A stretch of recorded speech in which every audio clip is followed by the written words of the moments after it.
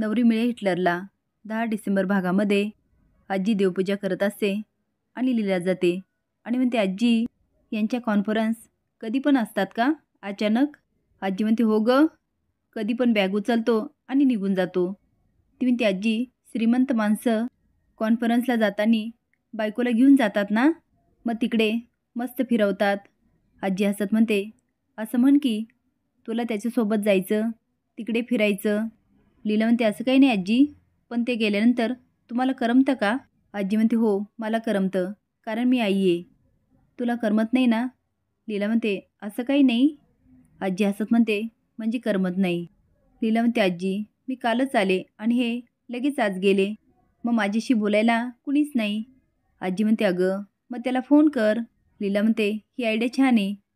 ती आता रूममध्ये जाते आणि फोन करते, पण पहिले तर पटकन बंद करते. तिचं मन तिला म्हणतं, लीला घाबरलीस का? काय लीला, किती बदललीस, आठवतं का? ही लीला कुणालाच घाबरायची नाही. लीला म्हणते, असं काही नाही, मी आत्ता पण घाबरत नाही. तेजनला फोन लावते. एजे म्हणतो, हा लीला, काही काम होतं का? लीला म्हणते, नाही काम काहीच नाही. आता एजे फोन बंद करतो. ती पुन्हा फोन करते आणि म्हणते, काय एजे, तुम्ही फोन का बंद केला? मला वाटलं कटच झाला.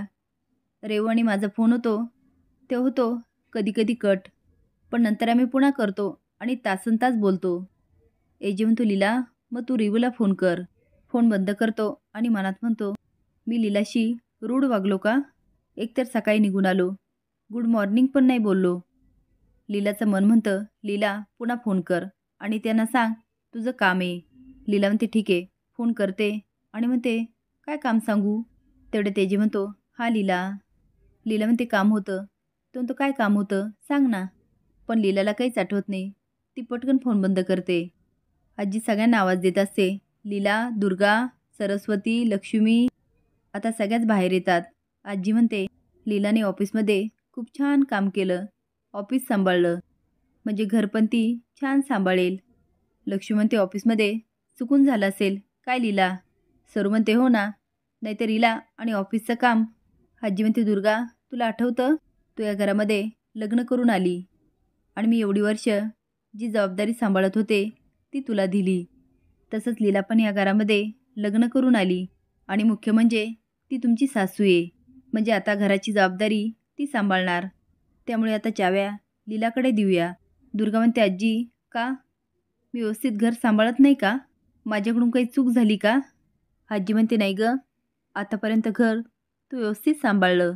लीला म्हणते, आजी राहू द्या ना दुर्गाकडे, दुर्गा घर खूप छान सांभाळते.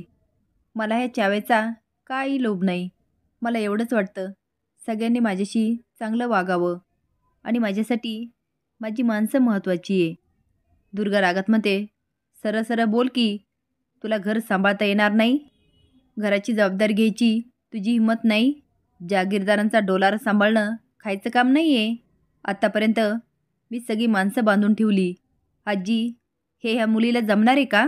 आणि म्हणे माणसं महत्त्वाची. आता दुर्गा लीलाला खूप खुन्नस देते. आजी म्हणते, दुर्गा तिच्यावर जबाबदारी टाकली तर सांभाळेल ती. लक्ष्मी म्हणते, हिच्यावर जबाबदारी ही सांभाळील कसं शक्य आहे आजी? दुर्गा म्हणते, हिने बघितलं असेल हिच्या आईवडिलांना सगळं सांभाळताना, त्यांची व्यवहार करताना कशी दमछाक होते, म्हणून जबाबदारी घ्यायला घाबरली असेल.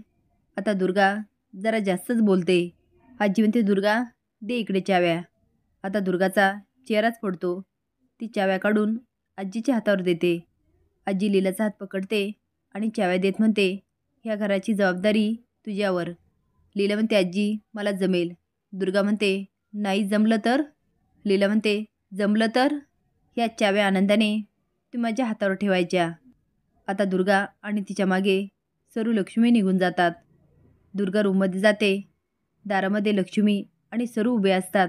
सरू म्हणते, वहिनी आता आपण काय करायचं? लक्ष्मी तिचा हात पकडून म्हणते, चल माफी मागायची. त्या जातात आणि दुर्गाचे पाय पकडतात आणि म्हणतात, वहिनी आम्हाला माफ करा, चुकलं आमचं. पण दुर्गा ऐकत नाही आणि त्याहून दोघी पण. आता दुर्गा म्हणते, ठीक आहे केलं मी माफ, पण एक लक्षात ठेवा, तुम्ही जे वागलात ना मी ती कधी विसरणार नाही, आणि निघून जाते. लीला म्हणते, आजी आता काय करायचं? आजी म्हणते, सगळं ठीक होईल. एजेबरोबर एक जण असतो, त्याला पण फोन येतो. तो म्हणतो, सर बायकोचा फोन. एजे म्हणतो, शुअर. तो बायकोला म्हणतो, हो हो मी लवकर येतो, आपण फिरायला जाऊया. तो फोन बंद करून म्हणतो, सर सगळ्या बायका सारख्याच, नवऱ्याचा पिछा काय सोडत नाही. एजे म्हणतो, असं काहीच नसतं. तो म्हणतो, सर तुमचं तुमच्या बायकोवर खूप प्रेम दिसतं. आता एजे हसतो. विक्रांत किशोरला म्हणतो, आता सोडलं नसतं ना, मी सगळं खरं खरं सांगितलं असतं. किशोर म्हणतो, तुला सांगितलं होतं ना अंडरग्राऊंड हो. विक्रांत म्हणतो, मी का लपून बसू आणि मला सोडायला एवढा उशीर. किशोर म्हणतो, मीच सोडवलं ना. तो म्हणतो, हो पण तुमच्यामुळेच जेलमध्ये गेलो. आता जर लवकर सोडवलं नसतं ना, एजेला मी सगळं खरं खरं सांगितलं असतं. किशोर त्याचा गळा दाबतो आणि गाडीवर टाकतो आणि म्हणतो, सांग ना, ते एजेला खरं सांग. त्या एजेने माझ्या आईवडिलांना मारलं आणि आमची सगळी प्रॉपर्टी हडप केली. आता मी त्याला संपवणार म्हणजे संपवणार आणि त्यासाठी मी कुठल्याही थराला जाणार. आता विक्रांत किशोरकडं बघतच राहतो. असे नवीन अपडेट जाण्यासाठी लाईक आणि सबस्क्राईब करा. धन्यवाद.